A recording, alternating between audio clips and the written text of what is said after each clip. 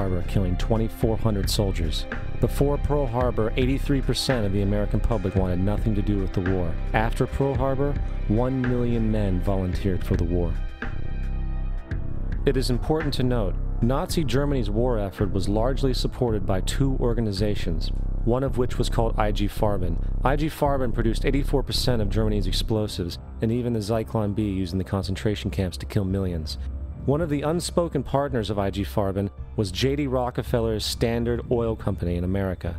In fact, the German Air Force could not operate without a special additive patented by Rockefeller's Standard Oil.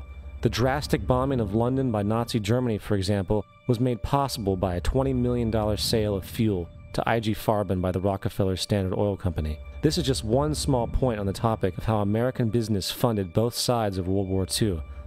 One other treasonous organization worth mentioning is the Union Banking Corporation of New York City. Not only did it finance numerous aspects of Hitler's rise to power, along with actual materials during the war, it was also a Nazi money laundering bank, which was eventually exposed for having millions of dollars of Nazi money in its vaults. The Union Banking Corporation of New York was eventually seized for violations of the Trading with the Enemy Act. Guess who the director and vice president of the Union Bank was? Prescott Bush, our current president's grandfather, and of course our former president's father. Keep that in mind when considering the moral and political dispositions of the Bush family. Vietnam. The United States' official declaration of war on North Vietnam in 1964 came after an alleged incident involving two U.S. destroyers being attacked by North Vietnamese PT boats in the Gulf of Tonkin. This was known as the Gulf of Tonkin incident. This single situation was the catalytic pretext for massive troop deployment and full-fledged warfare. One problem, however, the attack on the U.S. destroyers by Vietnamese PT boats never happened. It was a completely staged event to have an excuse to enter the war. Former Secretary of Defense Robert McNamara stated years later that the Gulf of Tonkin incident was a mistake, while many other insiders and officers have come forward, relaying that it was a contrived farce, a complete lie. Once in the war, it was business as usual. In October 1966, President Lyndon Johnson lifted trading restrictions on the Soviet bloc, knowing full well that the Soviets were providing upwards of 80% of North Vietnam's war supplies. Consequently, Rockefeller interests financed factories in the Soviet Union, which the Soviets used to manufacture military equipment and send it to North Vietnam. However, the funding of both sides of this conflict was only one side of the coin.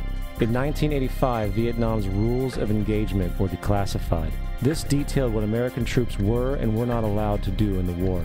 It included absurdities like North Vietnamese anti-aircraft missile systems could not be bombed until they were known to be fully operational. No enemy could be pursued once they crossed the border of Laos or Cambodia. And most revealing of all, the most critical strategic targets were not allowed to be attacked unless initiated by high military officials. Apart from these imposed ludicrous limitations, North Vietnam was informed of these restrictions and therefore could base entire strategies around the limitations of the American forces. This is why the war went on so long.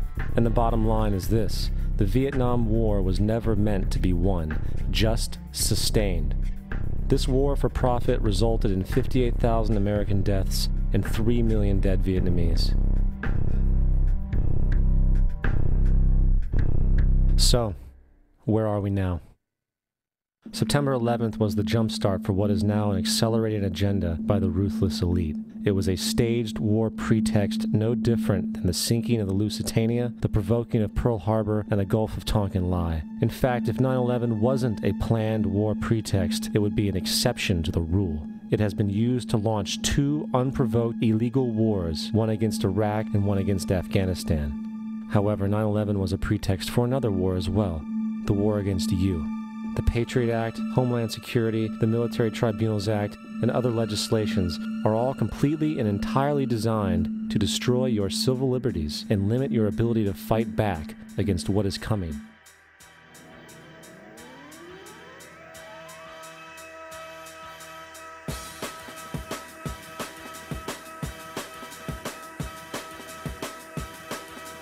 September 11th, September 11th, September 11th, September 11th, September 11th, September 11th, September 11th, September 11th, September 11th, September 11th, September 11th, September 11th. September 11th. September 11th. September the 11th. September the 11th. Evil. Killers. Taliban. Al-Qaeda. Osama bin Laden. War and danger. Weapons of mass destruction. Terror. Terror. Terror. Terror. Terror. Terrorism. Terrorism. Terrorism. Terrorism. Terrorism. Terrorism. Terrorism. Terrorism. Terrorism. Terrorism. Terrorism. Terrorism. Terrorism. Terrorism. Terrorism. Global terrorism. Global terrorism. World terrorism. Global terrorism. Global terrorism. Global terrorism. Global terrorism. The terrorists. Terrorists. Terrorists. Terrorists. Terrorists. Terrorists. Terrorists.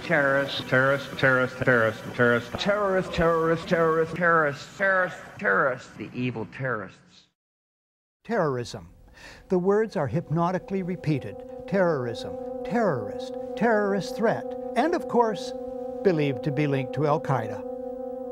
But it's the so-called war on terrorism that's in our faces practically 24/7 as the inescapable focus of our existence. One day, our grandchildren will look back on this time and ask, how was the war on terror won? The entire U.S. ruling class, ruling elite, comes to see terrorism as the preferred means, indeed the only means, to provide social cohesion, to provide an enemy image for the society to keep it together. According to neocon theory from Carl Schmitt, you have to have an enemy image in order to have a society. It's a very dangerous thing because now it means that the entire social order, the political parties, intellectual life, politics in general, all based on a monstrous myth. Monstrous myth. So there was no network? No. No. Probably not. We invented it. Invention's too strong a term. I think we projected it. We projected our own worst fears, and that what we see is a fantasy that's being created. Al-Qaeda is a global network with global reach. To target a deadly web of terror. The idea, which is critical to the FBI's prosecution, that bin Laden ran a coherent organisation with operatives and cells all around the world, of which you could be a member, is a myth. There is no Al-Qaeda organisation.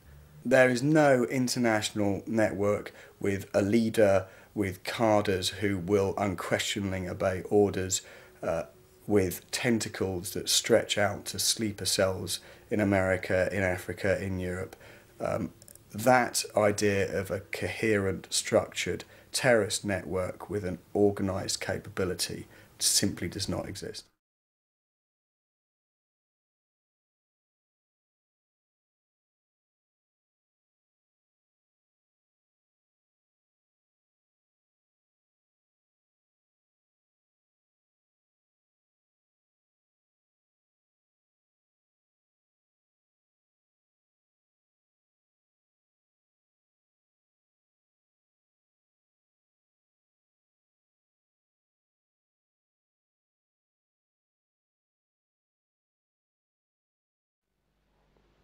And there are several key mind manipulation techniques which are very, very powerful propaganda tools. The most effective and the most powerful, and it's used on us all the time, is something I call problem, reaction, solution. It's a cracker, this one. It's a mind manipulation technique that avoids not only opposition to what is the goal of the manipulators, it actually manipulates people to demand they do what they want to do anyway. And it's happening all the time. Once you see this technique and how it works, you watch the news and read the newspapers in a completely different light because you start to see it happening. It works like this. You start by secretly creating a problem in the world and making sure someone else is blamed for it in the public arena, in the public mind. It could be a run on a currency, it could be a government collapse. At its most extreme, it could be a war, because the two world wars in this century were funded, all sides were funded by the same people. Provable. The same people that funded the Allies in the Second World War and funded the Soviet Union also funded Hitler.